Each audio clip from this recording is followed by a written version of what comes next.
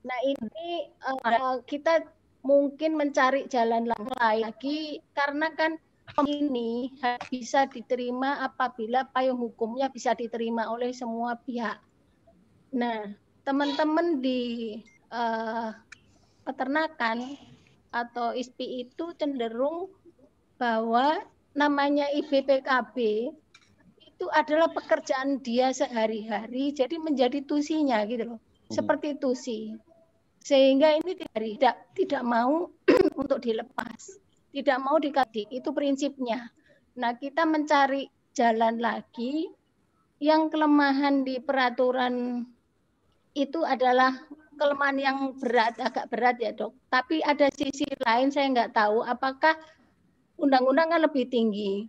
Nah permen urutan yang baru, termasuk baru ya, itu yang penggunaan obat hewan yang nomor 14 ya, tahun 2017 ya. Itu terkait penggunaan antiseptik. Pasti pada saat IB orang akan menggunakan antiseptik. Apakah itu bisa menjadi dasar hukum? Jadi Permen nomor 14 dari menjadi payung hukum bagaimana bisa digunakan oleh siapa saja yang boleh menggunakan gitu dok. Jadi di situ jelas di pasal 7 ya itu kan klasifikasi obat siap keras. Terus kemudian pasal 9 saya terganggu jadinya ya. Nah, obat bebas terbatas itu termasuk antiseptik, dok. Nah, ini semua nanti sebenarnya dasar hukum kita sudah banyak. Saya tidak bagaimana cara meramu semua peraturan perundangan itu sudah menayungi, tapi ada sedikit kelemahan di semua bisa buat definisi, nggak tahu kenapa itu ada dan ini tahu. Ini yang permasalahan kita. Itu nanti bagaimana cara menjadi apa ya justifikasi itu yang mana yang bisa kita jadikan. Nah ini perlu mungkin ahli hukum ini dok. Mungkin perlu ahli hukum. Mungkin kita kan ada dokter hewan yang ahli hukum barangkali ini mempelajari lagi peraturan perundangan yang memayungi terkait dengan reproduksi ini. Itu yang penting dok. Terus kemudian kalau memang mau melihat lagi lebih di breeding center seperti BIB, BET dan lain-lain. Sebenarnya kalau di OIE dok, itu semua itu lisensinya otoritas veteriner. Itu semua itu lisensinya otoritas veteriner. Semua mungkin yang mendukung yang lebih didiskusikan kita agak hindari ya, tapi saya nggak tahu gimana caranya itu ya. Tapi pasti orang hukum sudah tahu itu kalau undang-undang dan Undang-Undang 18 dan 41 itu hanya tiga. Kalau BT memuncul mengevaluasi penyakit hewan dan penyakit hewan badan atau semen beku, mungkin pada saat sekarang sudah mulai dievaluasi mengarah ke sana dok, sehingga selama ini seperti produksi besar-besaran segera diserap dengan sebanyak-banyaknya tanpa memperhatikan ada nggak penyebaran penyakit di sana. Itu yang belum kelihatan dok. Nanti yang akan datang kita mesti harus arahnya ke sana dok. Karena selama ini seperti enteng aja menggunakan semen beku enak aja kemana saja seperti bebas, bahkan mencari ada daerah-daerah yang sudah bagus menggunakan kawin alam itu diterobos juga dengan namanya inseminasi buatan. Nah ini sebenarnya teman-teman kita juga yang sebenarnya tidak pernah mau memikirkan ada daerah-daerah tertentu yang sudah bagus dengan kawin alam, itu masih diterobos juga dengan IB. Itu mungkin perlu menjadi perhatian, Dok. Jadi jangan sampai semua menjadi karena target namanya inseminasi buatan itu harus setinggi-tingginya, sehingga tidak melihat lagi yang kawin alam yang sudah bagus pun masih diterobos gitu, Dok. Nah, ini kita mesti lebih mengarah ke sana, Dok. Jadi menunjukkan bahwa sebenarnya dari reproduksi itu risiko penyakitnya itu banyak sekali yang sudah dampaknya terhadap di samping pengetahuan masalah kesehatan atau sterilitas atau biosecurity-nya, juga penyakit yang banyak sebenarnya yang tersebar yang kita tidak terasa bahwa itu sebetulnya mempengaruhi seperti peningkatan populasi yang ada di Indonesia. Untuk sementara itu dulu, Dok. Terima kasih. Assalamualaikum warahmatullahi wabarakatuh. Baik. Dokter Ana, masukan ya. Sehingga ini menjadi bahwa inseminasi ini asingkan ya dengan produksi semen yang terus ternyata seperti Prof. Bambang tadi katakan juga, Prof. Iman juga katakan bahwa bisa menjadi penyebab penurunan, misalnya kayak produksi semen. Perlu ditanggapi bahwa IB tidak hanya sekedar memasukkan semen saja di dalam. Jadi saya mohon masukan pada mohon sangat baik, masukan nanti ada membentuk tim kecil untuk mengatakan baik pada pemerintah, khususnya Kementan dan Dirjen PKH. Karena jangan sampai Dirjen PKH ini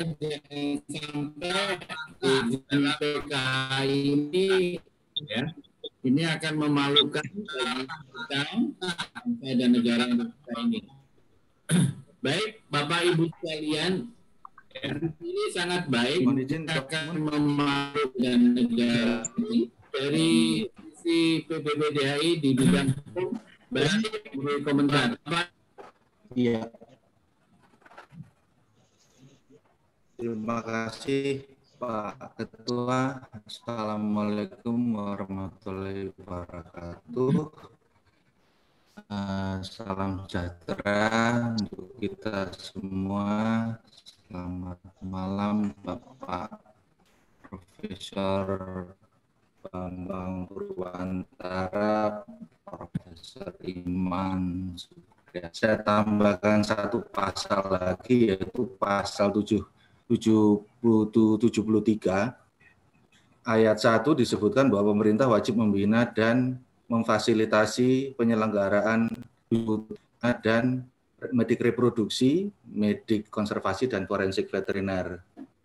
Kemudian dalam penjelasan pembina medik reproduksi dimaksudkan untuk mempercepat peningkatan kualitas dan populasi hewan melalui intervensi kedokteran reproduksi, penanganan kebidanan, pencegahan dan penanggulangan kasus-kasus kemajiran, serta pengaturan perkembangan dan keseimbangan populasi hewan. Jadi sudah jelas bahwa medik reproduksi itu rumusannya seperti itu. Jadi sebenarnya semakin memperkuat posisi secara regulasi kita.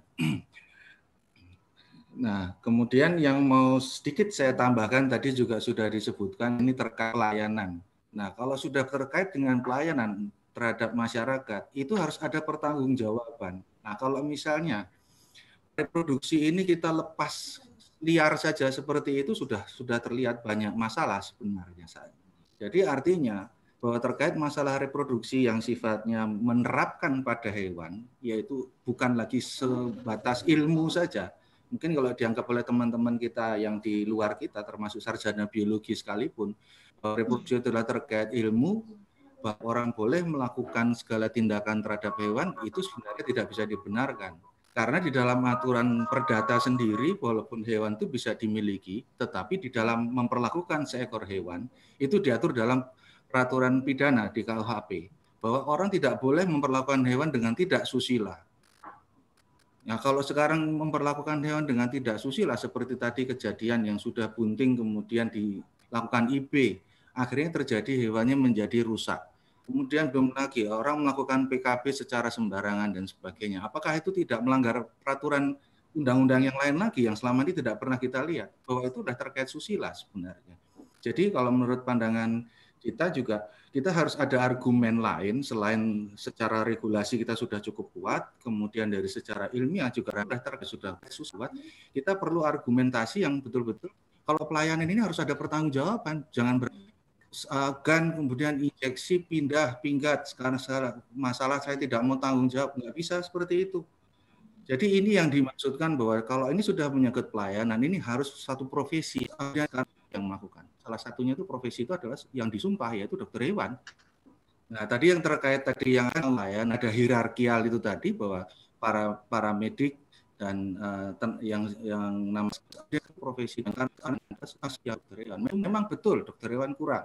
Kita akui, tetapi kita tidak bisa melangkai segala sesuatu itu hanya berpikir begitu itu sudah menjadi satu pekerjaan atau sudah menjadi penghasilan kita bisa berbuat seenaknya saja. Ini hanya tinggal tunggu waktu saja. Kalau nanti masyarakat sudah paham mengenai hukum dan haknya terhadap hewannya, tuntutan akan banyak nanti siapa yang bertanggung jawab. Nah ini saya kira ini perlu kita angkat bahwa yang bisa melakukan itu hanya dokter hewan beserta hierarki di bawahnya. Karena saat ini sudah mulai walaupun dari hewan-hewan piara yang sifatnya individu, sekarang nanti sudah masuk kepada hewan ternak. Misalnya saya punya hewan, saya tidak mau dilakukan IB atau mungkin silakan yang pada hewan ternak Anda melakukan IB. Tapi kemudian terjadi kerusakan pada hewan saya tidak mau itu akhirnya saya adu IB apa yang bertanggung jawab. Nah, saya kira ini saatnya kita menata bersama. Saya kira salah satu argumen yang mungkin bisa kita tambahkan. Demikian Pak Ketua, masukan dari saya. Terima kasih. Terima kasih Bapak Ibu, para kolega. Terima kasih Bapak Ibu, para kolega. Saya merasa bahwa kita memang wajib untuk menyatukan pikiran dan menyatukan pendapat sehingga kita mempunyai sama dalam menghadapi polemik ini. Segera kami akan membuat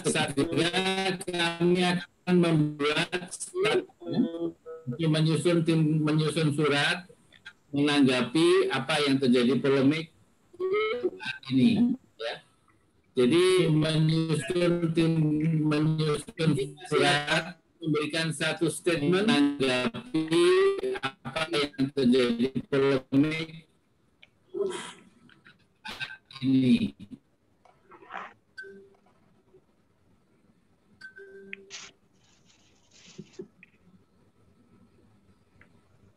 Hilang ya Dok Un?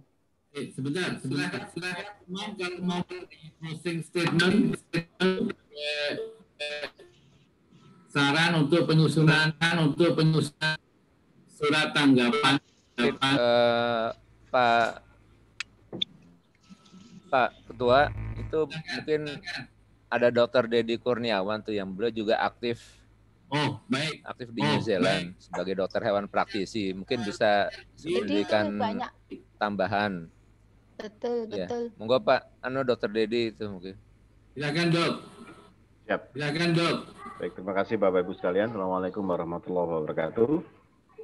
Oke, ada beberapa hal yang ingin saya sampaikan di sini sebagai kita sudah punya kesepakatan yang luar biasa lengkap hari ini. Tidak ada keraguan, tidak ada ambigu lagi kalau urusan IB-PKB itu ya urusan medik, paramedik yang bisa didelegasikan. Nah, hanya saja memang setiap negara itu punya strategi yang berbeda ketika kan kita bisa fokus pada yang dipermasalahkan oleh teman-teman di ISPI, yaitu urusan IB dan PKB.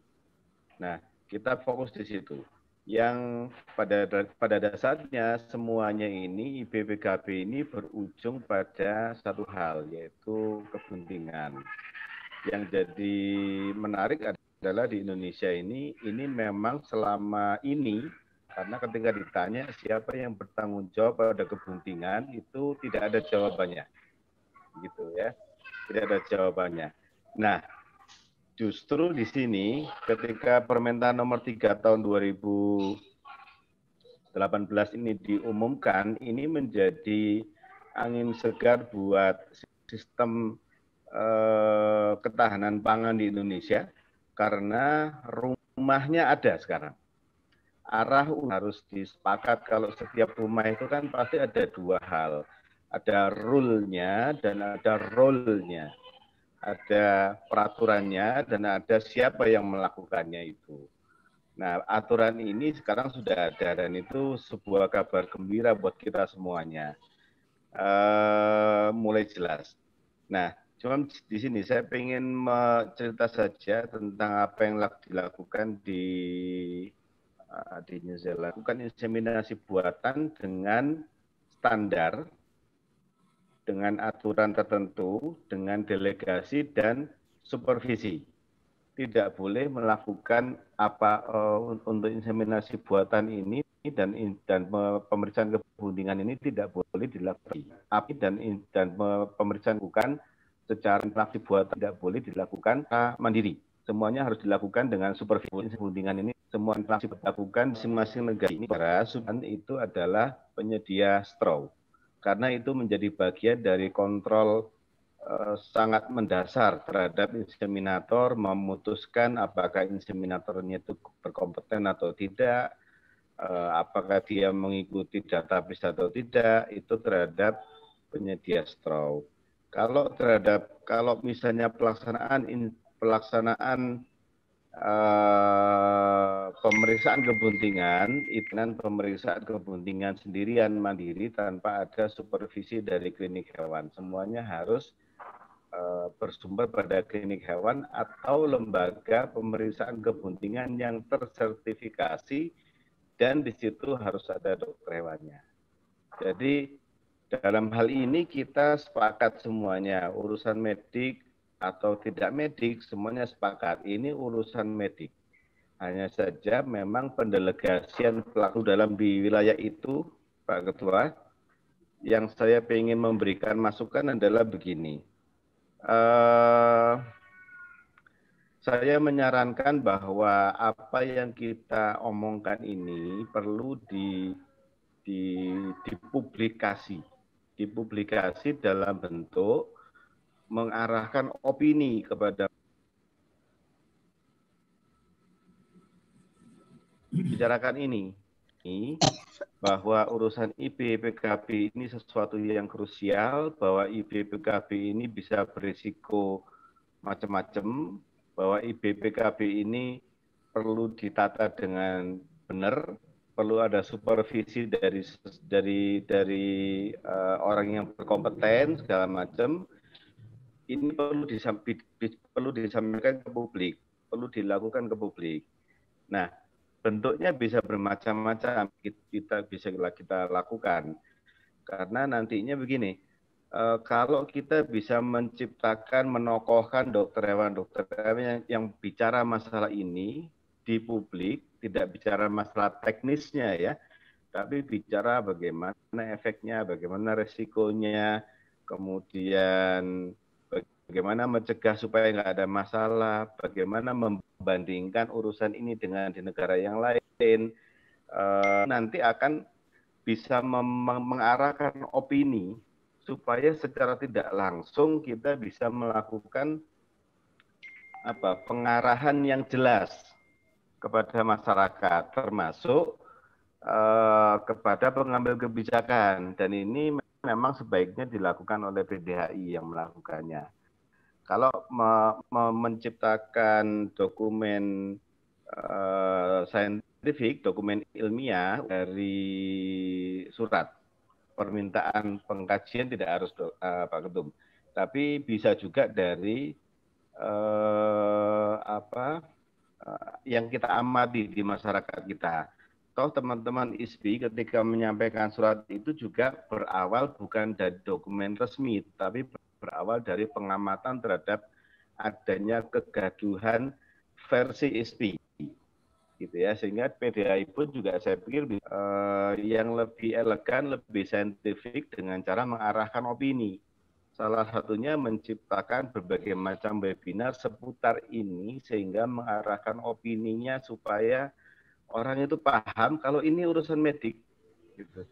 Supaya masyarakat paham, supaya petugasnya urusan medik, gitu. Karena paham supaya pengambil kebijakan dinas-dinas semuanya itu paham kalau ini urusan medik.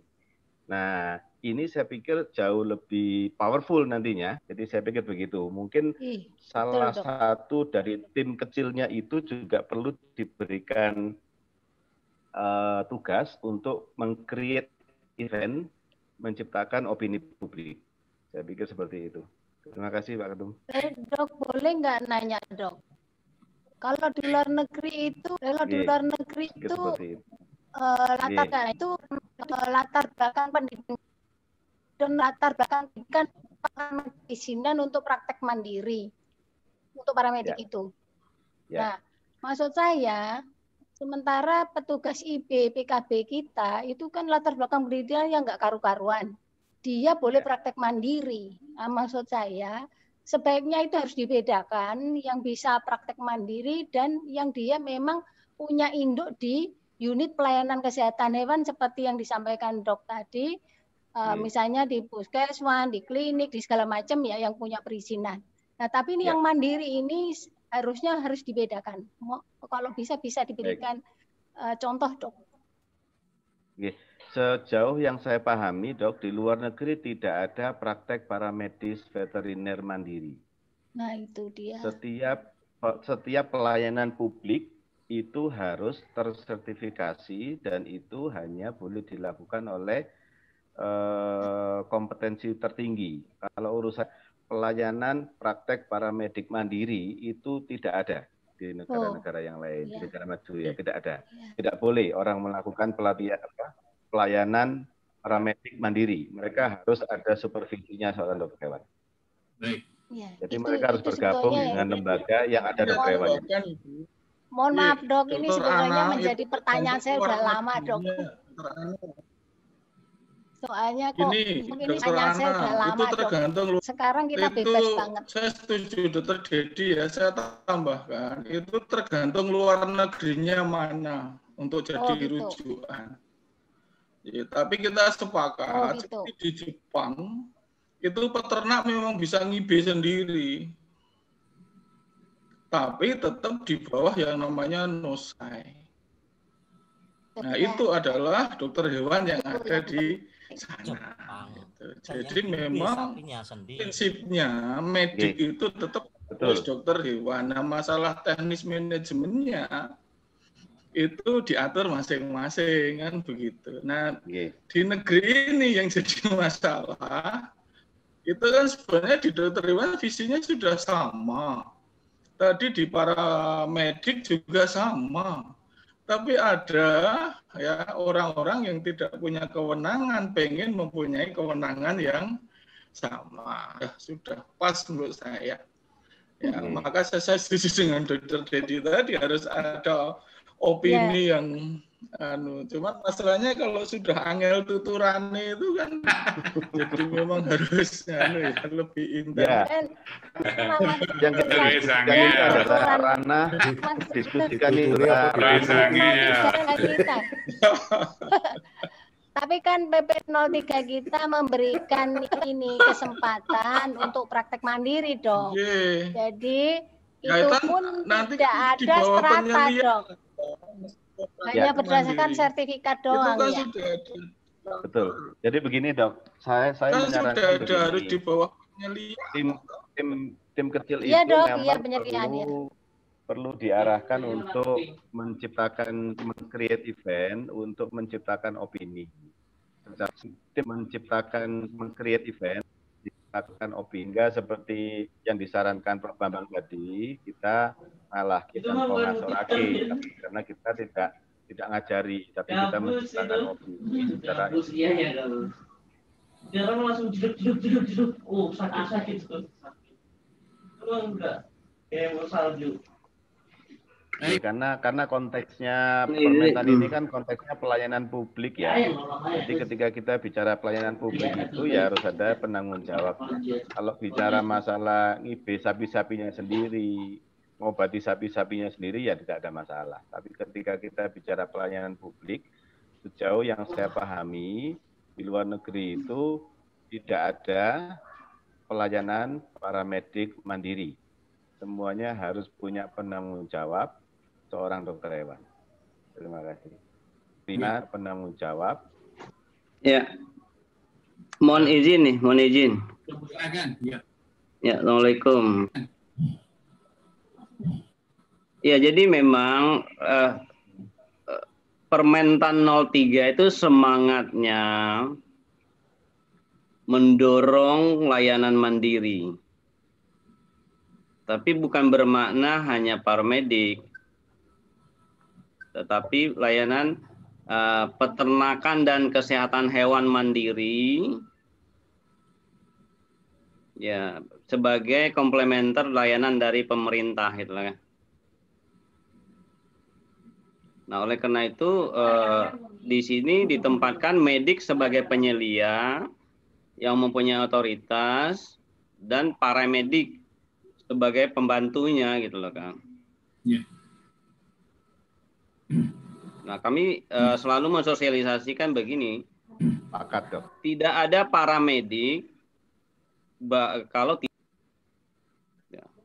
kalau hanya tanpa medik itu namanya para-para gitu.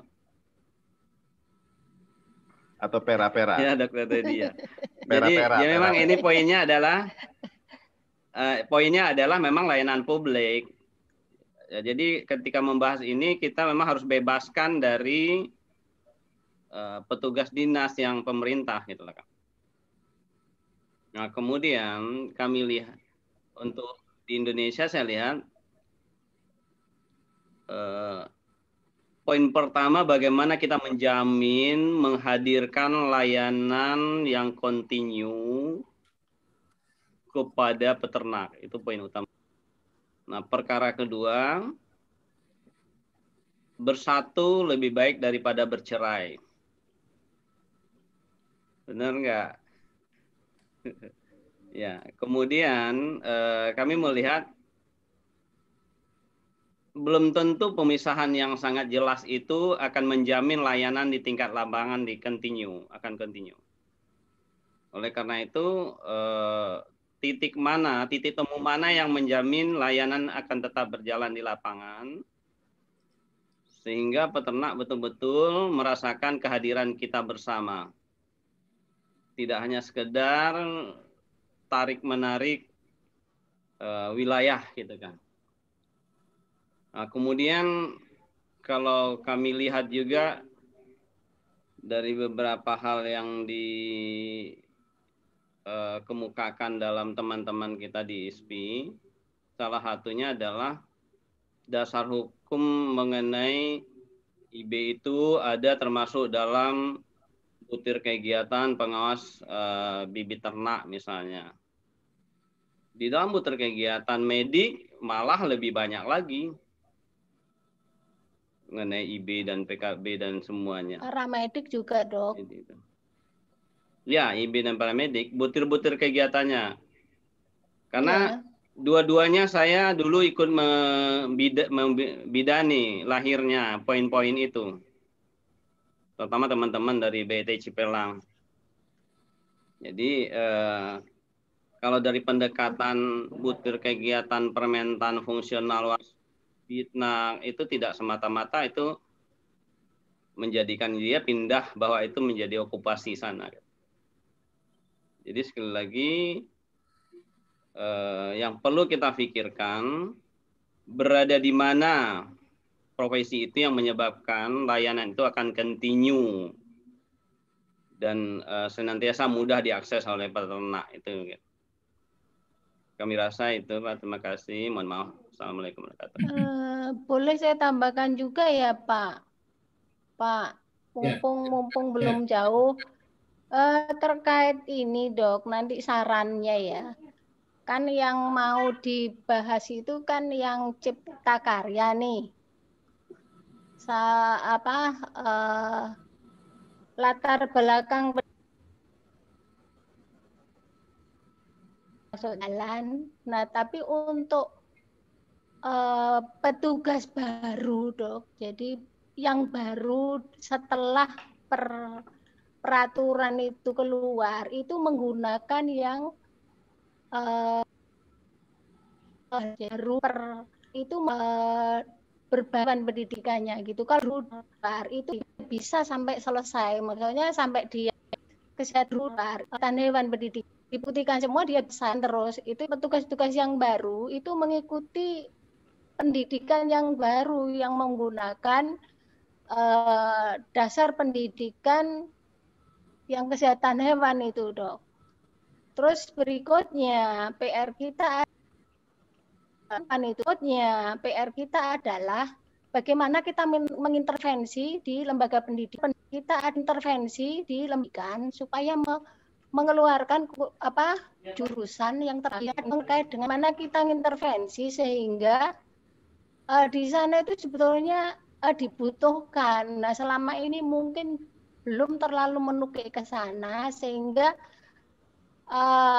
jurusan ini kadang muncul, kadang tidak, kadang hilang gitu. Maksud saya ini padahal juga lembaga-lembaga di kementerian ya kayak Polbangtan ya Pak Me, tidak lembaga-lembaga. Nah itu kalau misalnya dikasih jurusan bisa memberikan intervensi sehingga jangan sampai kekurangan. Yang dimaksud continue itu ya kita harus menyiapkan dari produsen orang-orang SDM ini. Nah ini penting banget kita mau pendekatan ke Dignas atau Dikti, kalau mungkin kejuruan ke Dignas, kalau yang lebih tinggi ke Dikti. Nah ini mungkin penting banget terkait kalau yang lebih tinggi dengan paramediknya masukin kurikulum sehingga tidak berat dia untuk membuat lagi yang baru. Maksudnya begitu. Nah ini PR kita juga gitu.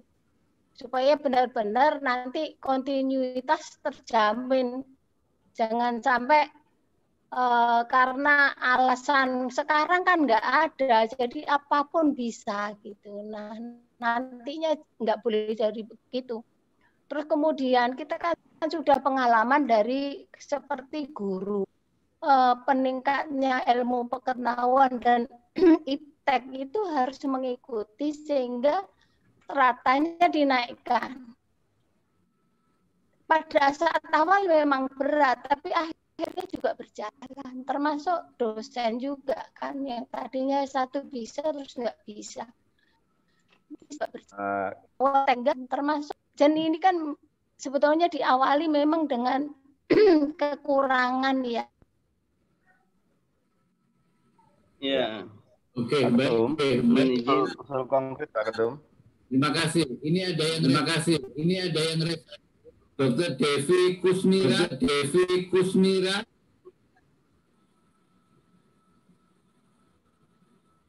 Silakan Dok Devi.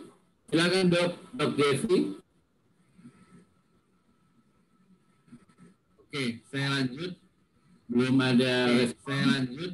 Silakan. Belum ada respon. Pengen menyampaikan. Halo. Sampai lagi Dok. Pengen menyampaikan. Dok. Ya, silakan Dok Devi. Maaf, terima kasih. Assalamualaikum warahmatullahi wabarakatuh. Kebetulan saya baru bergabung. Ini masalah ini lapangan. Saya dari Dinas Peternakan Sumatera Barat. Nah, jadi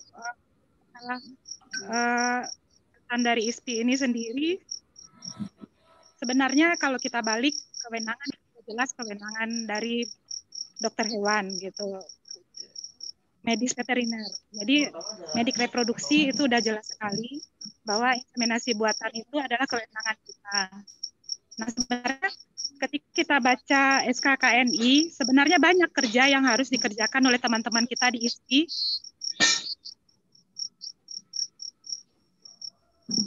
Dari ISPI itu sendiri, kemarin kita sempat buka masalah produksi ternak gitu.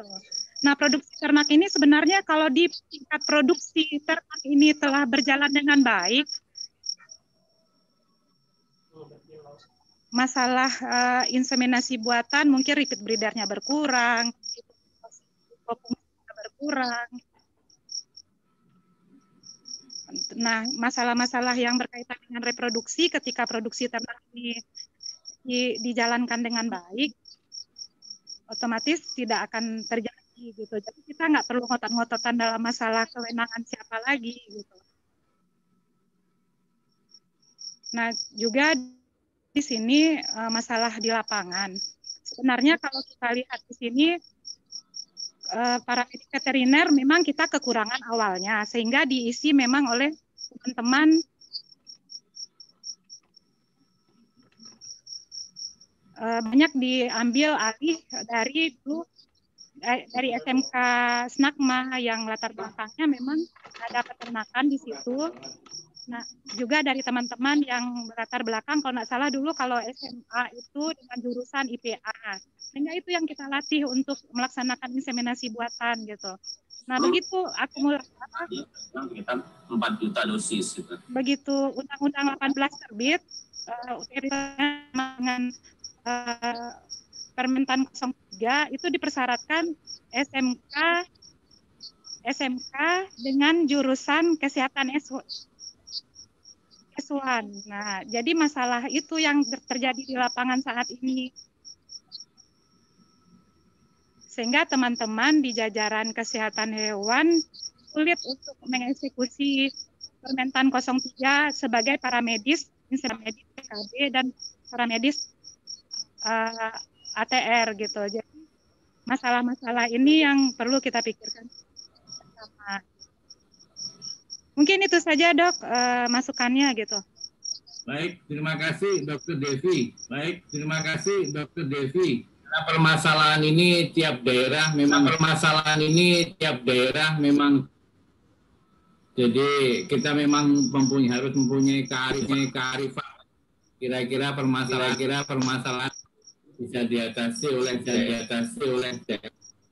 Terima kasih Dr. Devi. Ini Dr. Maidaswar masih mau Siap Pak Ketua. Jadi memang harus kita sama-sama pahami kondisi yang ada, di mana setiap daerah beragam. Seperti di Pulau Jawa yang ketersediaannya sudah sangat berlebih, justru terjadinya waiting list petugas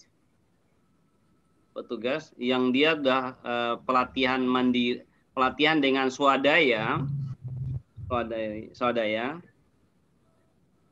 namun belum mendapatkan tempat, gitu kan. Luar Jawa masih sangat kekurangan, malah yang tidak disiplinnya linear saja, sejauh dia mampu untuk menutup kekurangan itu mereka melayani gitu loh, dan bermanfaat bagi masyarakat. Itu kondisi yang ada. Nah, oleh karena itu kita memang saya pikir tidak berharap pada okupasi yang dilakukan oleh non-linear sebelum penataan ini.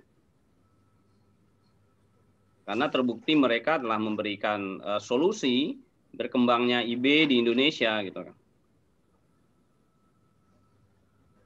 Nah, kemudian tadi berkaitan Permentan 03 memang ada sedikit pembatasan karena diturunkan dalam Undang-Undang 18 sebagai paramedik.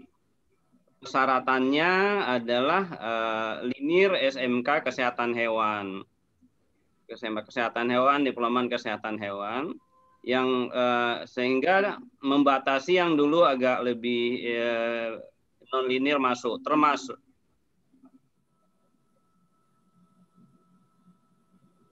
termasuk di sini yang dulu peternakan dengan diturunkan di Undang-Undang 18 itu untuk Permentan 03, peternakan tidak terakomodir. Oleh karena itu menurut saya solusi jalan tengah yang bisa kita dapat jika ada penyempurnaan Permentan 03 adalah persyaratan itu menjadi paramedik kalau seandainya SMK peternakan dan sarjana peternakan, dan jika ingin kita sebaiknya kita buka gitu loh. Sehingga terjadi yang selama ini mungkin teman-teman dari sarjana peternakan merasa tidak punya tempat untuk masuk paramedik, ya menurut kami bisa terakomodir. Karena fakta lapangannya sebagian besar inseminator itu juga dari peternakan. Dan kita tidak bisa nafikan itu gitu kan. Contoh di sini salah satu contohnya ketua paramedik sendiri Pak Susilo adalah peternakan. Dok Mun ini sudah terlalu lebar ini, nanti nggak masuk loh ini. Nggak apa-apa, materinya kita. Jadi kita nggak usah bicara sampai ke situ. Yang jadi masalah kita itu sudah sepakat bahwa IBPKB itu ranah medik. Paramedik itu di bawah penilaian Dr. Hewan. Kita pembicaraannya di situ. Supaya kalau itu melebar yang dengan IDSP kan gitu sebenarnya. Dr. Agung itu benar. Sangat benar tapi sekali. Jangan kemudian menafikan. Tapi harus kita komunikasikan. Mengakomodir mereka untuk praktek itu kan kewenangan kan enggak gitu loh ya. Jadi bukan, dua hal yang berbeda maksudnya. Ketersediaan menurut saya. Tapi ini Dr. Agung saya jelaskan dulu ya. Saya jelasin dulu. Jadi jangan dibalik-balik gitu loh ya. Jadi kurang tidak berarti kewenangan lalu boleh gitu loh. Nah kurang kan solusinya bukan kok yang tidak berwenang menjadi berwenang toh.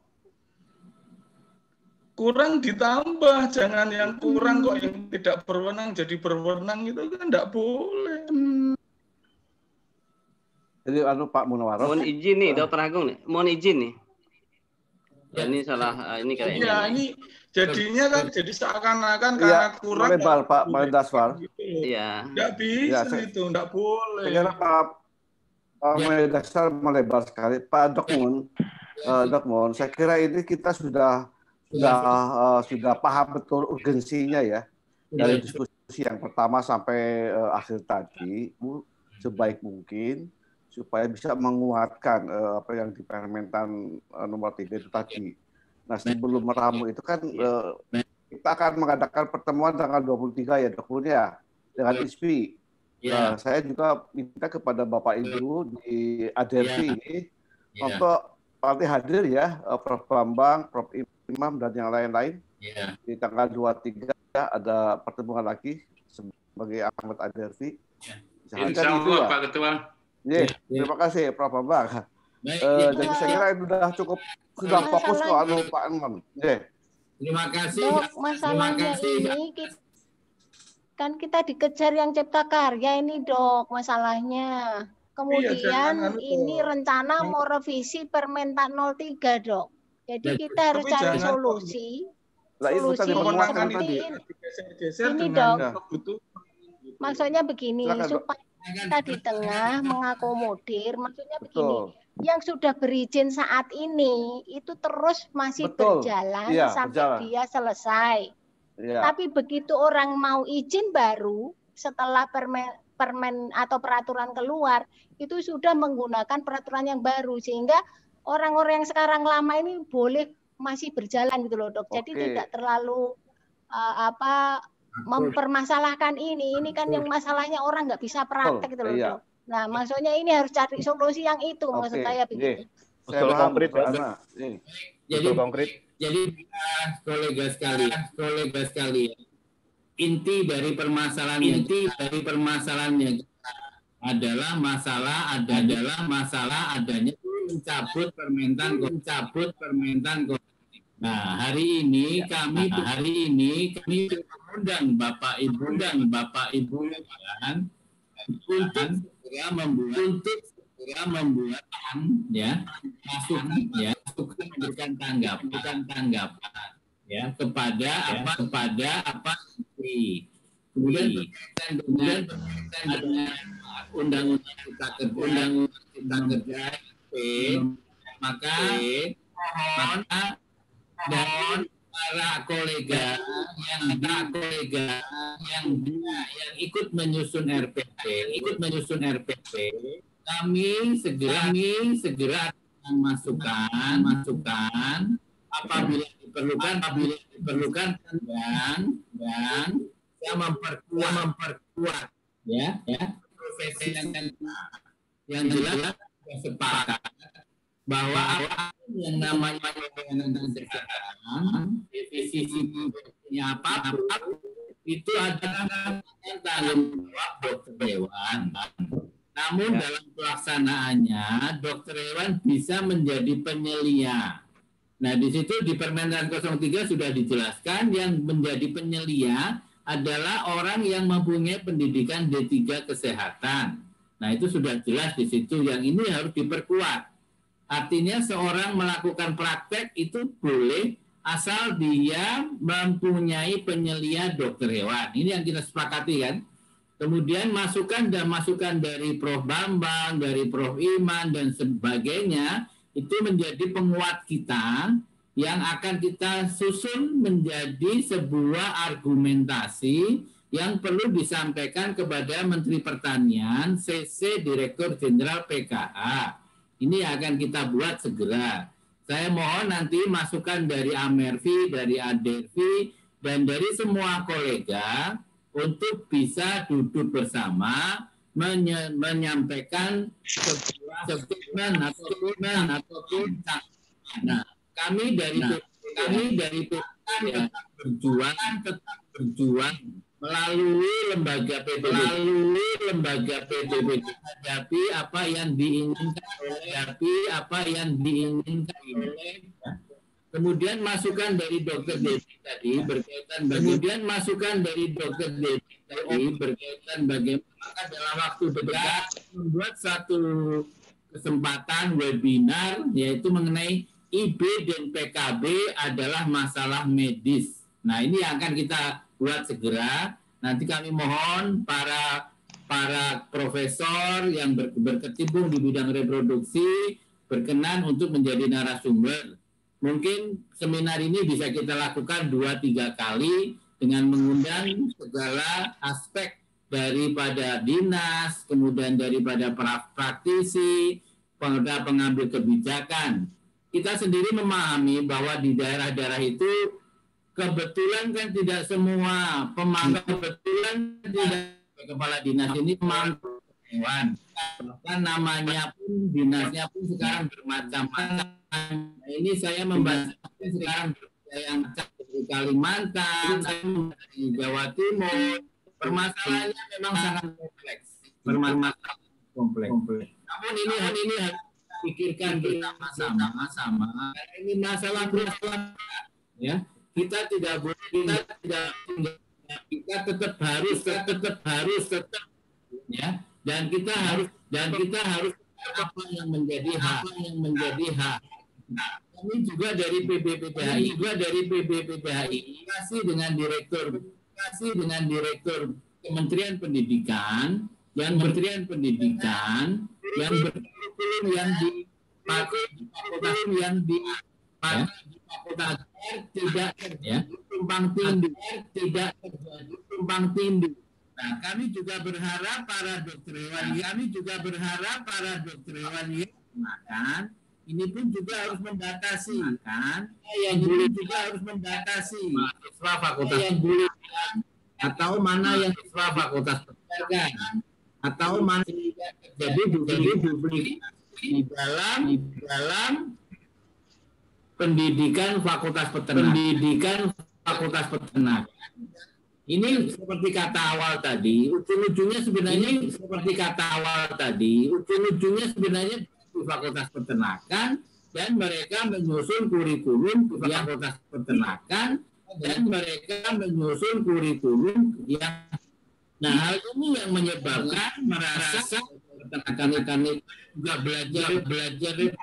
Saya juga ngerti tentang PKB. Yang menyebabkan permasalahan. Jadi menjadi PR dari kita bersama. Ya. Kita tetap bermodal awal. Ya. Kita tetap bermodal awal. Mohon selalu diedukasi agar kami masukan kepada Jenderal PK.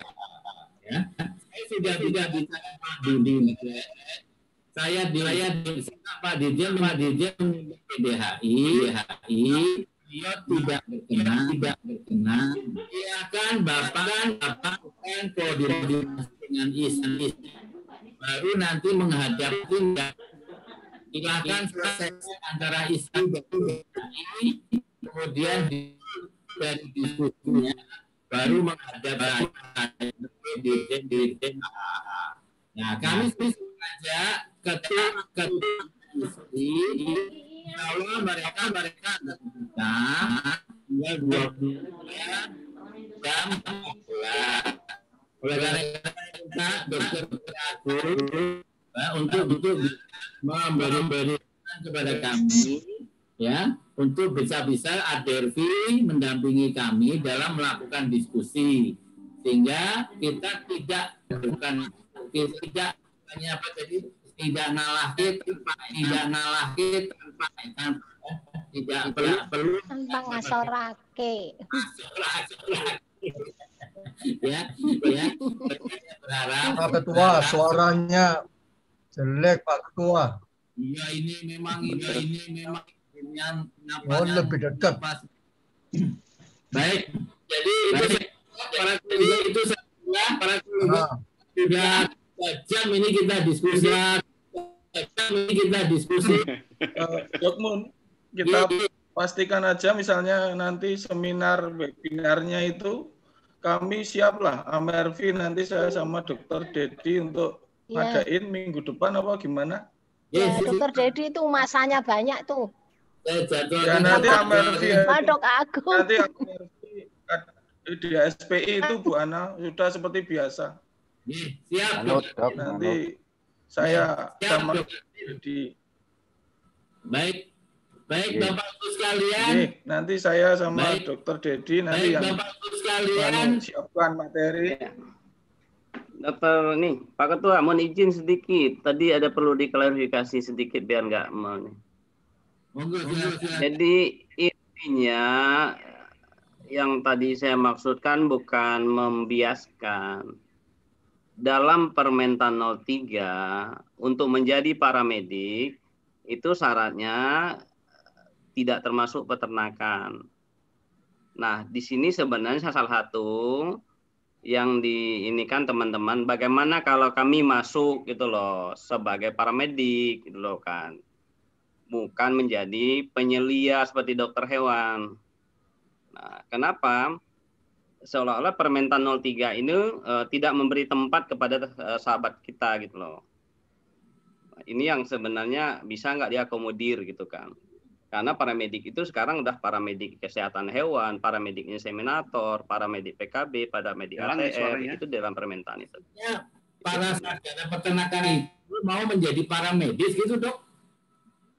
Iya, karena memang kenyataannya inseminator itu sebagian juga para sarjana peternakan gitu loh. Nah, kalau menurut Permentan 03, mereka sudah tidak terakomodir gitu loh. Artinya kalau mereka mau jadi paramedis dan di bawah penyeliaan dokter hewan, saya pikir juga punya nggak yang sama. Boleh. Nah, itulah itu yang harus disamakan. Tadi kan seolah-olah dilebarkan bukan mereka sebagai penyelia. Penyelia kan harus ada profesi dong. Memang tidak boleh jadi penyelia, tetapi mereka paramedis. Ya, saya pikir boleh ya, Prof. Bambang ya. Maaf Pak, saya boleh ngomong nggak? Ya boleh lah, ngomong maksudnya. Ya ini tentang paramedik ya Pak Mais Dauswar. Maaf nih teman-teman. Kalau setahu saya paramedik itu adalah sesuatu pendidikan yang harusnya jelas. Paramedik itu kan yang membantu dokter hewan. Dan itu adalah akademik. Jadi kalau inseminator, ya inseminator. Dia bukan paramedik sebenarnya. Betul. Tapi bahwa dia paramedik bisa mengerjakan pekerjaan inseminator, itu karena diajarkan. Ya kan ya Pak? Jadi kalau dia sarjana peternakan mau menjadi paramedik, ya sekolah dulu jadi paramedik, gitu aja Pak. Betul. Ya, jadi ini juga kalau kita mau ngomong tentang akademik, SKKNI, KKNI itu udah jelas. Ya, Betul. jadi tadi saya mendengarkan ini, cuman wah tergelitik juga. Kalau paramedik ya paramedik, orang yang memang mau belajar menjadi tenaga yang membantu dokter hewan. Bahwa dia jadinya inseminator, yang dari klinik, dari apa ya silahkan. Maaf ya Pak, yang saya ingat itu dulu inseminator PKB ATR diadakan waktu masih ada Prof. Moses, saya itu kenanya di situ dulu kenapa masuk reproduksi, bahwa memang kepanjangan tangan sebenarnya. Karena betul orangnya nggak cukup, dalam artian nggak semua dokter hewan juga mau jadi seperti Pak Dedi sekarang gitu ya. Dulu kan jarang. Ya tampil dong, banyak yang kangen. Iya. Aduh, aku udah mau tidur ini. Udah lama nggak ngeliat.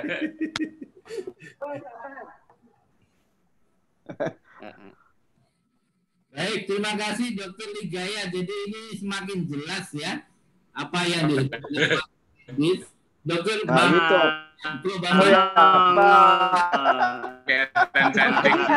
Jadi tadi saya setuju dengan Pak Agung juga bahwa ada kewenangan yang memang nggak boleh diambil-ambil orang lain karena itu kewenangan.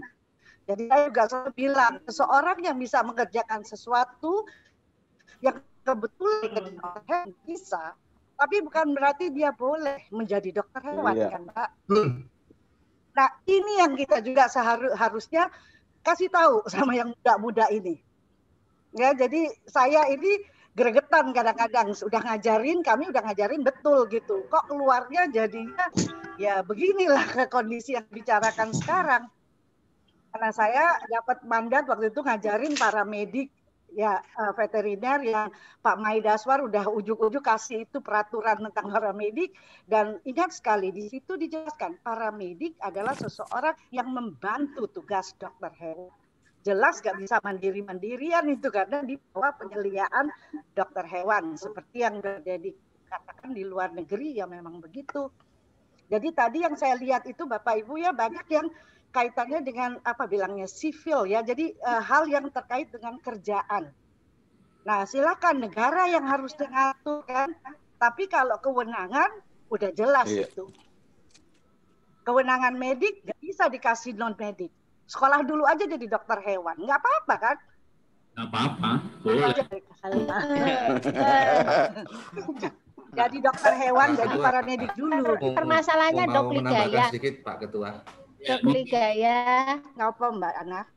Itu teman-teman itu nggak mau tenaga IBPKB jangan dikatakan paramedik supaya nggak masuk grup paramedik, itu loh masalahnya. Wah itu saya nggak paham ya, karena itu masalahnya aturannya dibuat begitu dari dulu. Karena yang sekarang berkembang. Ya itu silakan. Yang berkembang karena ini sekarang dikatakan IB PKB adalah tusinya insinyur peternakan. Tapi saya kira tadi sudah jelas kan ya, hukumnya itu kan bukan tusi peternakan. Bukan tusi ya. Ya itu yang sekarang mau jadi inseminator, mau jadi PKBR silakan. Berarti tusinya tadi yang dijelaskan apakah itu benar tusinya atau hanya mereka menjadi tusi mereka, itu kan ya begitu. Ya, tusi menurut mereka. Itu kan tusi menurut mereka. Tapi di dalam undang-undang dan PP kan nggak ada. Tapi terlepas dari ini Bapak Ibu, saya juga setuju juga dengan Pak Maidaswar bilang bahwa ya makin banyak kita bantu ya lebih bagus. Hanya membantunya harus dengan rambu-rambu yang memang seharusnya dilakukan. Nah, itu aja. Iya itu. Jadi mungkin perlu sedikit diinformasikan ya, bahwa dalam Permentan 03 itu paramedik sudah dipilah jadi 4 gitu loh kan. Dan yaitu satu paramedik asal yang kesehatan hewan. Yang kedua paramedik inseminasi buatan. Yang ketiga paramedik PKB. Yang keempat paramedik ATR. Itulah klasifikasi paramedik menurut Permentan 03. Nah, menurut teman-teman, karena paramedik ini diturunkan berdasarkan persyaratannya dari Undang-Undang 18 Alinir Kesehatan Hewan, maka tidak terakomodirlah teman-teman sarjana peternakan untuk menjadi paramedik. Nah, di sini yang dan kemudian bisa, memang nggak bisa. Bentar dulu nih. Itu makanya keliru itu. Ya, tunggu dulu. Karena itu kita ngasih kewenangan. Ada gitu mencela-mencela itu, Dok. Tunggu dulu. Ini kacamatanya kacamata lapangan dengan kacamata. Dok, sekolah kita Dok pikirkan, Dok. Maksudnya gini loh. Tapi sebenarnya untuk menjadi paramedik itu dia paramedik harus definisi, Dok. Harus ada sertifikatnya, paramedik. Harus uji kompetensi paramedik. Barulah dia menjadi paramedik yang 4 itu. Tidak ujuk-ujuk, langsung tetap melalui jalur uji kompetensi. Sebagai contoh, seorang sarjana peternakan yang sekarang puluhan tahun sudah menjadi inseminator, apakah mereka tidak kita ini kan sementara mereka pejuang-pejuang siwap yang mensukseskan program-program itu. Jadi dia bukan menjadi saingan dokter hewan, tetapi dia terimalah mereka ikut menjadi bagian paramedik sesuai dengan prosesnya menjadi paramedik yang benar gitu loh. Nah, sekarang kan gini, anggap aja sebenarnya paramedik ini kan sudah ada persyaratan. Sudah ada 03 harus punya ijazah D3 kesehatan. Betul nggak di Permentan 03? Iya betul, Dok, betul. Mulai kejuruan, Dok, kejuruan kesehatan, sampai politeknik, sampai dengan sarjana. Kejuruan jurusannya Keswa, Dok. Iya, di peraturan gitu. Lagi ke Permentan. Nah itu makanya saya bilang diakomodir di Permentannya itu kemudian dirubah bahwa insinyur peternakan juga boleh jadi paramedik. Nah kan tidak bisa. Kan kan bahwa yang disebut persyaratannya adalah minimal memiliki pendidikan D3 kesehatan. Nah, kalau Pak Maidaswar tadi mengatakan, lah itu bagaimana insinyur peternakan yang sudah bekerja membantu siwap, apakah dia tidak bisa menjadi paramedik?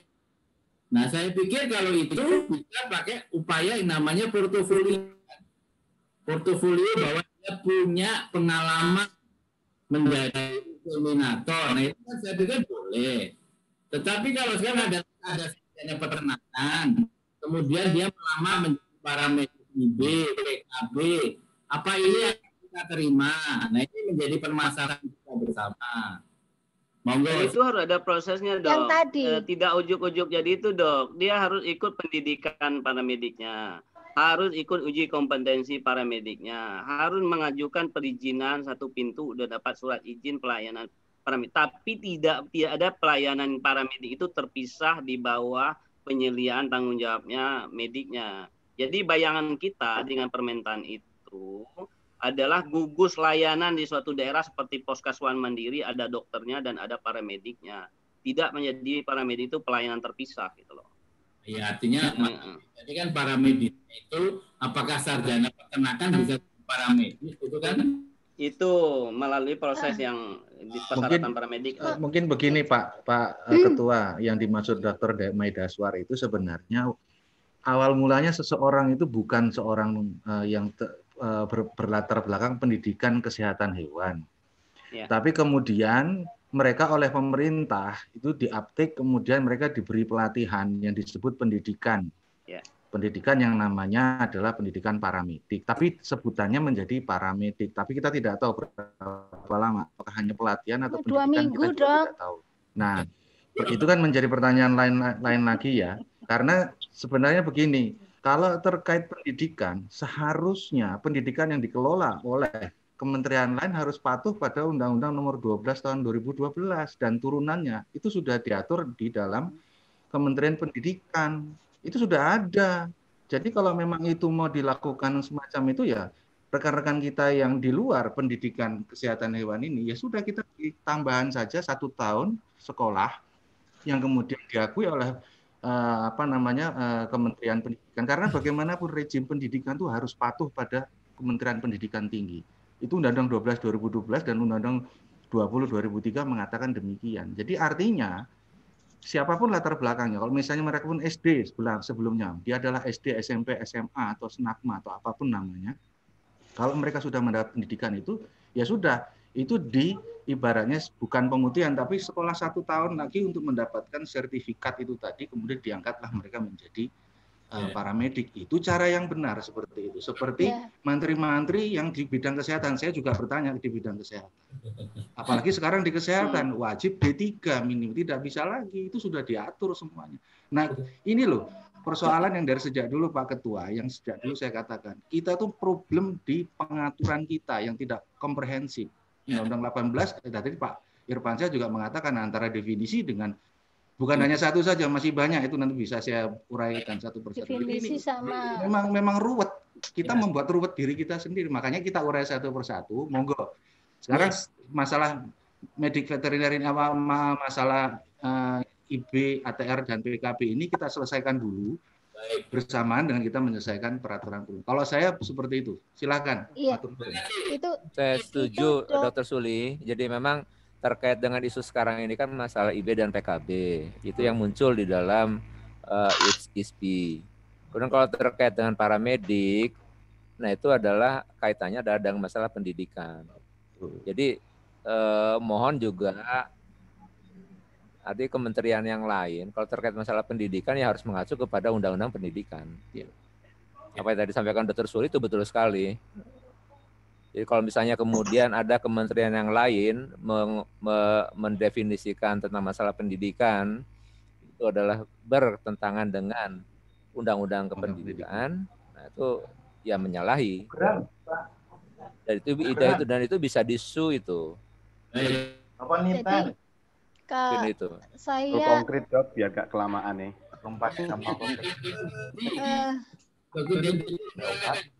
Ya, saya usul konkret sederhana saja. Saran saya PB membentuk 3 tim. Tim yang pertama, tim yang menyusun naskah akademik ofisial dari PDAI sebagai representasi hewan di Indonesia tentang hal ini. Adalah tim yang diberikan kepercayaan oleh PBBI untuk mendampingi, mengawal tentang permentan atau yang berhubungan dengan permentan ini. Tim yang ketiga adalah tim yang ditugasi untuk meng-create event untuk mengarahkan opini publik. Itu aja, Dok. Ya. Saran saya konkret tidak relatif mengarahkan objek, nggak kelamaan. Jadi, sorry, Dok Munawar, saya bisa ngasih pendapat, Dok Munawar. Monggo. Jadi kembali yang saya sampaikan tadi, masalah utamanya itu sebetulnya tadi kita mungkin harus bedakan antara pengaturan pendidikan dengan pengaturan kewenangan. Karena kewenangan itu diaturnya itu ada di Undang-Undang PKH.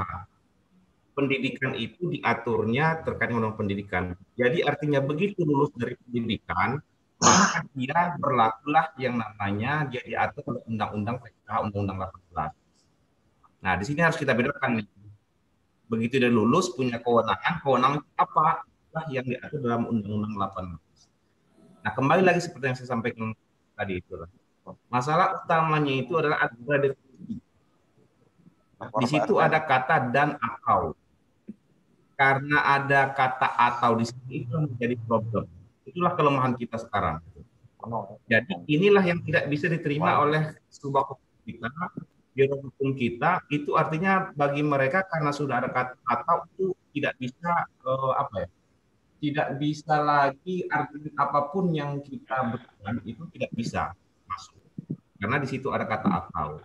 Nah, mungkin menurut saya nih solusinya itu seperti yang disampaikan Bu Ana tadi, menurut saya oke, gimana tadi yang ketika paramedik itu melakukan praktek mandiri.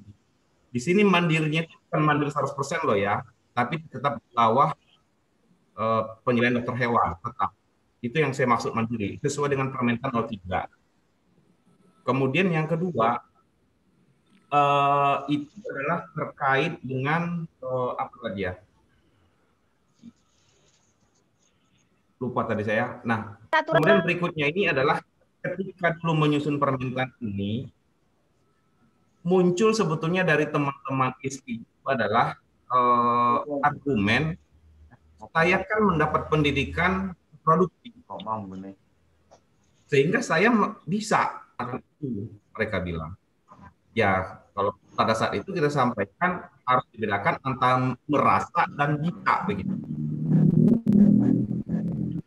Kalau hanya berbicara pendidikan, ya saya bilang kita juga mendapatkan pendidikan pakan, tapi kita tidak bisa mengklaim bahwa pakan itu adalah profesi kita. Gitu. Nah, di sini maksud saya itu adalah masukan ini mungkin buat teman-teman nanti dari yang di perguruan tinggi, ini mungkin catatan nanti ini ketika mengajarkan ilmu reproduksi di luar dokter hewan, ini yang menjadi masalah mereka. Mereka merasa bisa karena pernah dididik reproduksi gitu. Jadi menurut saya Dr. Mumaroh itu adalah ini sesuai dengan definisi tidak bisa ditawar. Nah, sekarang itu adalah bagaimana sebetulnya kita mencari jalan tengahnya, seperti misalnya, oke, ini hanya berlaku yang harus apa namanya, yang harus terbelakang hewan itu harus dimandiri. Kalau yang bukan mandiri silakan. Misalnya kan di PNS itu kan banyak itu. Nah, itu kan karena memang mereka nanti itu secara intensif akan dibawa ke hewan. Tapi yang mandiri ini harus gitu. Gitu. Kemudian itu adalah terkait dengan pemutihan. Bagaimana supaya yang ada sekarang itu ikan yang berlaku inilah ke depan begitu. Artinya nanti itu undang-undang Ciptaker itu RPP Ciptaker itu ditandatangani, maka berlaku RPP tersebut sehingga yang berlaku itu adalah pendidikan yang tapi yang sebelum RPP itu kan pendidikan saja pun itu barangkali menurut saya yang jalan tengah itu. Jadi sekali lagi itu permasalahan pada definisi Undang-Undang 18. Jadi kita ngomong apapun itu belum kalau dari Anang boleh saya ngomong Mbak Kamto. Dan jero hukum. Itu kira-kira dong. Ini sedikit ini bicara pendidikan. Ini saya matur ya. Gini dokter. Ya. Satu dulu ya. Tentang kependidikan. Jadi gini. Kebetulan saya agak tahu ya karena saya orang akademik bahwa di FAPET itu memang diajarkan reproduksi. Tapi yang diajarkan itu tidak pernah mereka itu diajarkan tentang bagaimana terjadi abnormalitas. Padahal yang namanya medis atau dokter itu harus promotif, kuratif, sampai rehabilitatif. Nah di FAPET itu nggak pernah, meskipun dia belajar reproduksi, tapi hanya belajar yang normatif. Makanya di kewenangan dokter hewan kalau mau mengadakan medis itu sama dengan perikanan. Perikanan UGM itu minta kepada FKH UGM untuk ngajari tentang penyakit.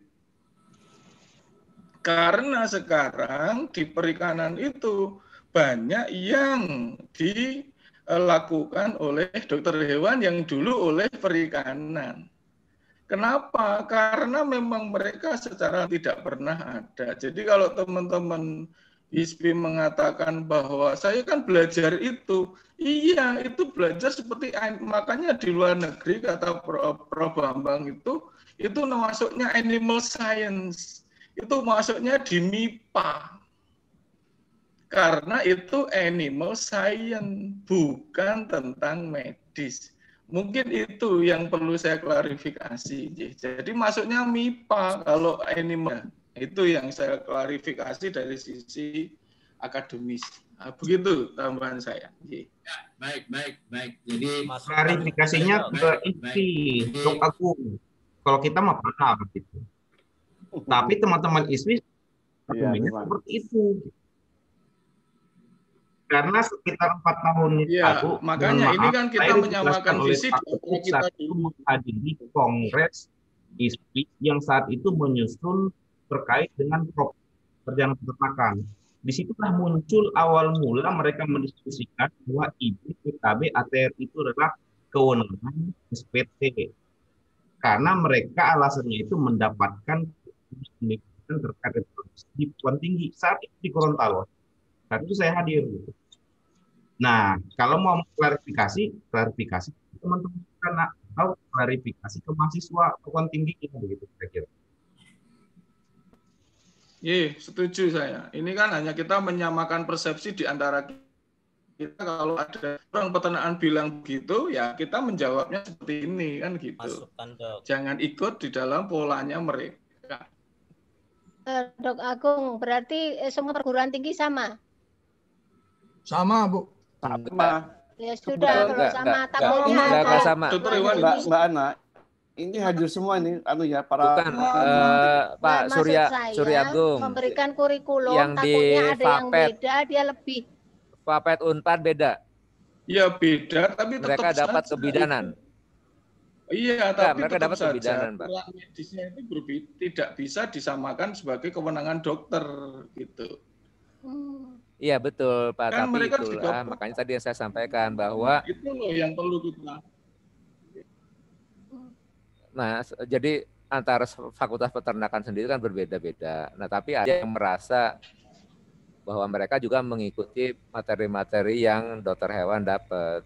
Nah, ini yang tadi saya sampaikan, kalau bisa dokter hewan yang di fakultas peternakan pun itu harus paham bahwa harusnya tidak boleh memberikan itu. Betul, Ya. Pak Gil. Jadi ini kalau bicara mengenai kewenangan, belajar misalnya belajar sudah saya bisa tapi tidak punya kewenangan. Demikian juga peternakan. Mereka belajar mereka kan nah, ini bicara kalau ini silakan Prof Bambang. Jadi kelihatannya sudah semakin menuju ke tengah, menuju perdamaian, menuju kebersamaan ini. Jadi saya sepakat dengan semuanya tadi ya. Mas Agung, Dr. Agung, saya kira kita sepakat bahwa perguruan tinggi peternakan itu mengajarkan, tetapi lebih pada manajemennya, jadi tidak ke teknis operasional. Tetapi jangan lupa bahwa teman-teman peternakan yang di lapangan sekarang itu juga sudah secara terpaksa sudah memasuki wilayah paramedik. Nah, menurut saya dalam semangat merdeka belajar ya. Jadi merdeka belajar ini kan sesuatu yang niscaya juga. Mari kita galang ini teman-teman di lapangan ini untuk memiliki skill yang tadi sesuai dengan 43 ya Pak Irfan ya, bukan pasal apa 43 dari ketentuan undang-undang. Salah satu poin Kita mainkan saja. Tapi itu sebenarnya bacanya gini, Dok. Menurut saya bacanya itu dan sebentar saya selesaikan dulu. Silakan. Ya, satu-satu. Ya, jadi pelatihan kesehatan hewan itu yang kita mainkan sebagai wilayah yang kita kembangkan untuk di lapangan. Ya. Jadi posisi sebagai paramedik itu harus melewati sejumlah tambahan ilmu yang harus mereka dapatkan di lapangan. Dan ini jadi PR buat perguruan tinggi, ini ada baru di itu poin saya supaya semua itu mungkin perkembang pendidikan paramediknya itu hanya 2 minggu kemudian menjadi itu yang harus kita bereskan Pak. Jadi tidak seperti setuju, itu. Setuju. Ya. Jadi kita desain pendidikannya yang bagus ya. Yang dibereskan yang sekarang sudah menekuni di situ, Dok. menekuni di Iya, pekerjaan itu di lapangan. Tapi untuk yang baru berlaku yang baru gitu, Dok. Jadi Iya. peraturan Betul, nanti setuju. yang Setuju. diatur tuh yang itu Setuju. gitu. Jadi maksudnya. dalam Betul, rangka pemutihan lah gitu. Ya, pemutihan istilahnya. Setuju. Ya. Sertifikasi Tapi harus kita ada juga pemutihan limit, juga kan. Iya. limit standarnya untuk kemudian kita improve sejauh mana gitu. Iya. Mendukung itu ininya Dr. Maidaswar. Ya. Tapi diperkuat Dok, gitu. harus. Dan pendidikannya Teman-teman yang di bagus. lapangan itu menghadapinya di lapangan. Terus juga saya sampaikan, Iya. Dok, jabatan fungsional paramedik Dr. veteriner, Maidaswar, Dok. Dr. Ivansa, Dr. Ana, kita Dokter, untuk paramedik veteriner itu sebetulnya peraturan perundangannya belum dirubah sejak tahun 2012. Tapi ini PNS ya. Makanya PNS ini latar belakangnya juga gado-gado karena PAN RB nomor 53 tahun 2012 itu yang dikatakan paramedik veteriner itu bisa berasal dari pendidikan SNAGMA, peternakan, ya peternakan, sarjana peternakan, bahkan biologi bisa, kimia bisa, karena di situ dia akan melakukan pelayanan di laboratorium dan lain-lain itu dibutuhkan sebagai paramedik. Jadi makanya sekarang PNS itu gado-gado semuanya ada, paramedik itu tidak latar belakang kesehatan, tapi itu aman karena dia mendapat surat tugas dari dinas, jadi tidak ada masalah dia melakukan pekerjaan. Nah, yang bermasalah yang baru nanti ini, Dok. Nah, ini juga diingatkan ke teman-teman yang asosiasi, jangan terus mengembangkan sayapnya untuk merekrut-rekrut terus. Ya, semakin banyak. Sehingga semakin yang baru semakin banyak, Dok. Jadi mengakomodirnya semakin sulit. Makanya peraturan yang baru ini memang dikasih longgar. Yang sudah berjalan silahkan, yang baru kena ya, peraturan itu aja, Dok. Makasih. Yang sudah berjalan ini ada informasi baru ya saya berikan untuk dokter hewan itu pendidikannya 108 SKS itu semuanya medis. Peternakan untuk yang terkait medis paling banyak hanya 10 SKS. Bahkan di Fabet UGM itu, karena saya ikut lihat itu, karena saya asesornya, itu mereka hanya ada 6 SKS. Yang termana mungkin suatu perguruan tinggi yang hanya memberikan 10 SKS punya kewenangan seperti 168 SKS. Bahkan ada yang sampai 200 SKS loh, Dr. Iwan itu, yang ngulang, remedi, gitu. Itu jadi banyak banget kan gitu ya. Jadi artinya secara pendidikan itu sudah tidak mungkin bahwa bagaimana mungkin 10 SKS punya dengan saja supaya informasi yang detail kenapa peternakan itu tidak mungkin jadi dokter mau ngajari kayak apa karena hanya 5 sampai 10 SKS. Kita itu sejak masuk itu sudah calon dokter. Dok Agung, apalagi ya itu loh yang saya sampaikan. Ini omongan di Gorontalo akademik mempersiapkan ya. profesi SPT di ruangan itu.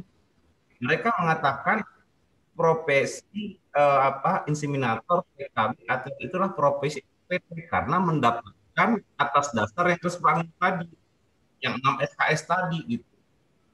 Nah ya makanya alasan mereka mungkin mereka bisa punya kewenangan sampai 168 SKS kan harus ini menjadi bargaining toh. Nah, kalau mereka mau mengatakan itu ya sah-sah saja.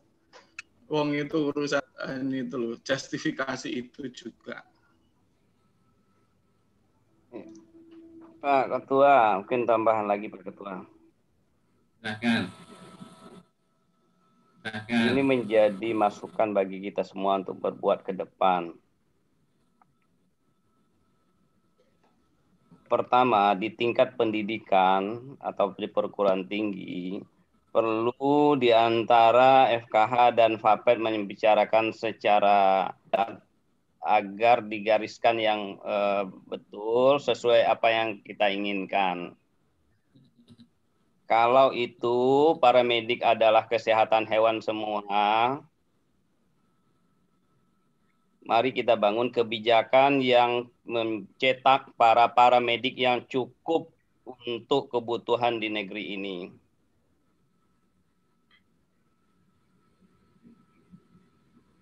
Kedua, di tingkat lapangan, itu idealita.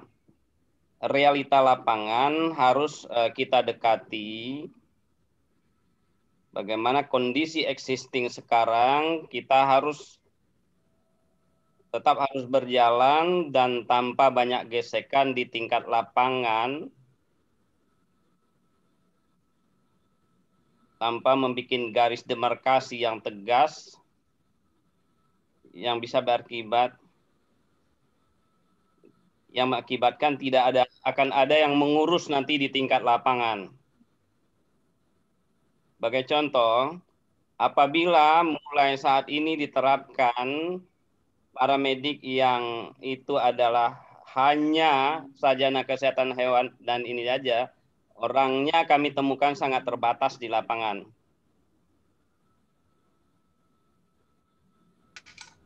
Mari kita hitung berapa SMK yang mengeluarkan kesehatan hewan, berapa yang khusus mengeluarkan diploma kesehatan hewan. Saat ini ada 11 diploma advokasi yang mengeluarkan sarjana D3 peternakan Keswan, maaf. Ya. Dan rata-rata mahasiswanya posisinya di mana 40 itu? Sampai 50. Berarti 1 tahun ada di seluruh Indonesia. Posisinya di mana? Menyebar dari Manokwari sampai Aceh.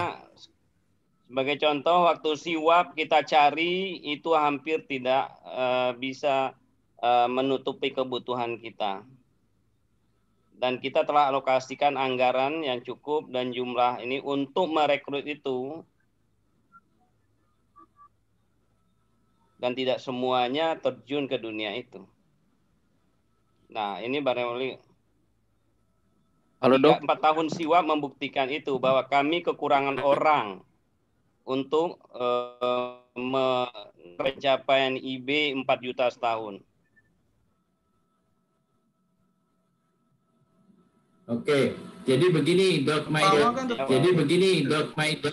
Dok, boleh masuk Dok? Yang lama diakomodir. Halo Dok. Silakan. Jadi ini PR kita. Yang kami maksud ini PR kita. Tanpa meninggalkan yang lama. Pak Maidaswar, tadi kan sudah disebutkan bahwa yang lama itu tidak kita tinggalkan, tetapi kita akui, kita akomodasi. Yang akan kita atur itu adalah ke depannya. Kalau yang sudah ya sudah, tinggal kita perbaiki saja administrasinya. Ya, betul. Yang sudah itu tidak ada masalah itu, tapi yang akan datang yang akan kita garap. Baru. Halo Dok, bisa izin bicara Dok? Silakan. Baru. Silakan. Halo, baik. Selamat malam untuk kolega sekalian. Jadi beberapa aspek terkait hukum dan yang berhubungan dengan saintifik sudah dibahas. Jadi memang saya sedikit menanggapi terkait ketersediaan petugas lapangan. Kebetulan saya terlibat sebagai asistennya Dr. Agung dan Dr. Surya terkait pelaksanaan siwap dan GPIB Gangrem. Memang betul bahwa dokter hewan di lapangan terbatas. Tetapi tanpa mengurangi kemampuan petugas non-dokter hewan, jadi petugas-petugas yang tersertifikasi, baik itu petugas PKB, petugas ATR, maupun petugas IB, bahwa betul mereka memiliki sertifikat, tetapi beberapa fakta di lapangan, petugas tersebut tidak cukup kompeten untuk menjalankan bidang tugas yang seharusnya sesuai dengan sertifikat yang dia peroleh di tempat pelatihan. Itu banyak ditemukan di lapangan. Kemudian sedikit potret yang menarik. Ini saya berbicara di wilayah kami di NTT. Jadi tadi Dr. Maidas pernah bilang bahwa kita cukup heterogen, tidak seragam. Dalam hal pola peternakan pun demikian. Bahwa kami di luar Jawa, termasuk di NTT khususnya, bahwa itu pola pemeliharaannya semi intensif dan ekstensif. Begitu IB masuk, ada banyak fenomena gangguan reproduksi mulai terjadi. Distokia, kemudian delay pubertas pada sapi-sapi crossbreed itu terjadi. Dan sampai karena banyak terjadi distokia, itu petugas paramedik ya bisa berani untuk melakukan operasi sesar itu. Dan itu terjadi di Kupang itu. Jadi itu cukup miris memang. Ya, jadi kenapa tadi juga saya ingin menanggapi yang dari Dr. Olan dari BET, bahwa betul beberapa teman kolega mungkin tidak sering melakukan IB dan PKB, mereka mungkin tidak mampu, tidak mumpuni untuk melakukan itu. Karena merasa diri bahwa tidak mampu, maka banyak yang juga tidak berani itu untuk melakukan itu. Beda halnya dengan petugas-petugas yang melewati kursus 2-3 minggu itu, mereka cukup berani untuk melakukan itu karena ada banyak risiko yang mereka tidak tahu tuh, risiko yang apa nanti terjadi gitu. Kemudian saran terakhir mungkin terkait hanya membangun opini ya dengan seminar itu juga penting, tetapi perlu diingat bahwa aksi di lapangan itu adalah nyata yang dilihat oleh peternak. Mereka itu adalah konsumen yang menggunakan jasa. Jadi peningkatan daripada kompetensi, kemudian edukasi terhadap peternak itu adalah hal yang penakatan karena peternak. Halo dok. Terus. Ya terus. Kedengaran, lanjut. Mungkin saran terakhir tadi tidak cukup hanya dengan opini di ruang-ruang baca, ruang publik gitu, tapi harus ada aksi nyata di lapangan. Dalam hal ini peningkatan dari ruang publik dalam ada kompetensi dan juga tugas yang berkualitas. Dok, saya mau menambah saja. Baik, silakan Dr. Adilum. Terima kasih Dr. Kons atas masukannya. Dr. Adilum. Terima kasih Dr. Kons. Terima kasih. Selamat malam untuk kolega sekalian. Jadi hormat saya kepada Ketua PP dan Profesor dan guru-guru saya yang ikut di webinar ini. Jadi untuk beberapa kasus saya mau menceritakan satu hal, bahwasanya di lapangan, terutama sebagai contoh, jangan yang di Jawa saja dibilang kekurangan petugas, itu hal yang sesuatu yang menurut saya itu konyol. Karena apa? Di Jawa sendiri banyak dokter hewan yang ingin menjadi praktisi hewan besar dan melakukan praktisi reproduksi seperti IB, tetapi belum semua daerah, ada beberapa daerah terutama di Jawa Timur itu tidak diizinkan untuk dokter hewan melakukan praktek inseminasi buatan. Jadi kalau dibilang kita untuk di Siwak sangat membutuhkan petugas dan kita kekurangan, sebenarnya banyak dokter hewan yang mau, apalagi lulusan dokter hewan itu banyak, lulusan D3 juga. Jadi menurut saya kalau dibilang kekurangan itu tidak. Satu, kemudian mohon maaf ya. Jadi menyangkut lagi ke Permentan. Jadi di Permentan saya tahu di Permentan tahun 2019 itu untuk petugas-petugas yang sudah melakukan kegiatan praktiknya di lapangan sudah mendapatkan pemutihan, entah itu SPT entah itu sarjana teknik, entah itu SD, SMP, atau SMA, sudah ikut mendapatkan pemutihan. Bahkan ada beberapa petugas yang bukan linier mendapatkan pemutihan di bidang Kes1 juga. Itu sebenarnya keterbukaan kami, kita sebagai dokter hewan untuk menerima mereka.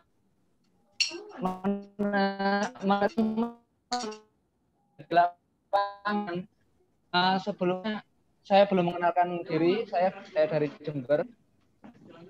Saya praktisi hewan besar dan saya juga pelaku siwap. Juga melakukan inseminasi buatan di bidang siwap. Di Sikomandan tahun 2020 ini saya juga ikut. Jadi saya di sini pelaku juga, Dok Midas. Jadi saya lapangan, saya mengungkapkan apa yang terjadi. Jadi kalau dioyok seperti itu, menurut saya apa yang terjadi di pemutihan 2019 itu adalah keterbukaan hati kita dokter hewan untuk teman-teman para medis agar kita jalan bareng. Kalau dibilang kita mempersulit itu bukan mempersulit, Dok. Jadi cukup dari saya itu, saya hanya untuk mempertegas banyak dokter hewan yang siap. Kalau dibilang paramedis juga nggak ada, banyak lulusan paramedis yang juga sudah siap.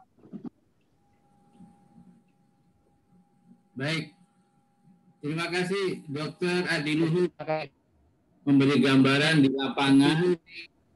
Jadi memang saya beri gambaran, masukan dari daerah, masukan hewan kok nggak boleh di daerah, ya. Nah ini hewan kok nggak boleh ngidai, ya. Nah ini juga masalah. Tapi ini kalau kedepannya memang harus kita atur, ya. Saya adalah pelaku IB, Dok, di Jember. Memang harus kita atur, ya.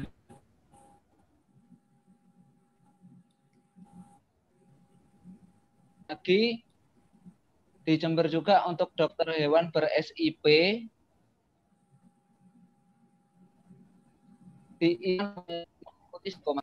mungkin bisa dicontoh untuk daerah-daerah berikutnya, daerah-daerah lain. Oke. Asal untuk setro yang digunakan untuk dokter hewan sendiri itu. Ya, baik, terima kasih para terima kasih, Dok. Hari ini luar biasa dan sudah kepegang poin luar biasa dan sudah kepegang poin.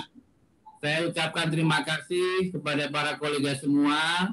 Ini sudah pukul 10:30 ini, sudah 3,5 jam diskusi kita. Jadi sekali lagi saya atas nama pengurus besar Perhimpunan Dokter Hewan Indonesia merasa bangga dengan hadirnya para kolega semua yang di dalam diskusi pada malam hari ini. Dan insya Allah kami PBPDAI segera akan memberikan surat tanggapan, surat masukan, adanya surat yang telah diterbitkan oleh ISPI. Dan saya mohon Bapak Ibu sekalian pada besok tanggal 23 jam 2 siang bila bisa hadir, saya sangat senang untuk bisa berdiskusi dengan saudara kita dari ISPI. Sekali lagi saya mengucapkan terima kasih kepada seluruh kolega yang pada hari ini sudah hadir. Semoga profesi kita tetap masih bisa jaya dan kita bersama-sama mengawal profesi kita agar apa yang menjadi hak-hak profesi kita tetap menjadi hak kita. Sekali lagi, tidak ada kata lain, saya ucapkan terima kasih kepada semuanya yang tidak bisa saya sebutkan satu persatu. Saya tutup pertemuan malam hari ini dengan mengucapkan Alhamdulillah, wabillahi taufiq wal hidayah, wassalamualaikum warahmatullahi wabarakatuh. Waalaikumsalam warahmatullahi wabarakatuh. Terima kasih. Foto. Silakan dibuka. Sebagai bukti bahwa kita memang mempunyai kekuatan yang luar biasa sebagai dokter hewan Indonesia. Monggo fotonya dibuka semua,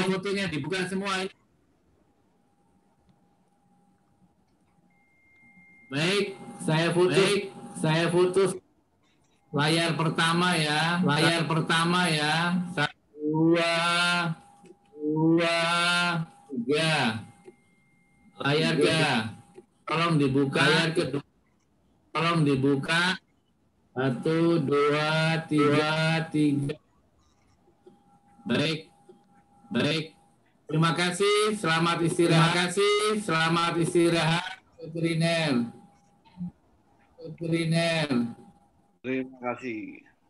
Terima kasih. Selamat malam. Terima kasih. Selamat malam. Salam sehat semuanya. Sehat semuanya. Barakallah. Yang dari paling ujung barat tuh. Terima kasih. Barokah. Dok Suli siap. Terima kasih. Terima kasih Dok Agung. Dekan. Semangat Pak Sudaswar. Medas jalan terus. Bang, ya. Ayo, Boleh gaya, pamit. Pamit dulu, mohon izin. Assalamualaikum. Kita wis ngantuk iku Mas Agung. Oh, nang Jogja masih jam 10:30. Arep ngejak nang ndi? Ayo saya tunggu di Jogja yuk. Bapak Agil, ayo. Ini di sini udah 11:30 nih. Itu lagi pagi lagi Jogja lagi di timur ini. Ayo silakan ke Jogja. Jogja aman. Oke, pamit dulu. Yuk, pamit. Assalamualaikum. Salam. Dokter Pak Mas Suli.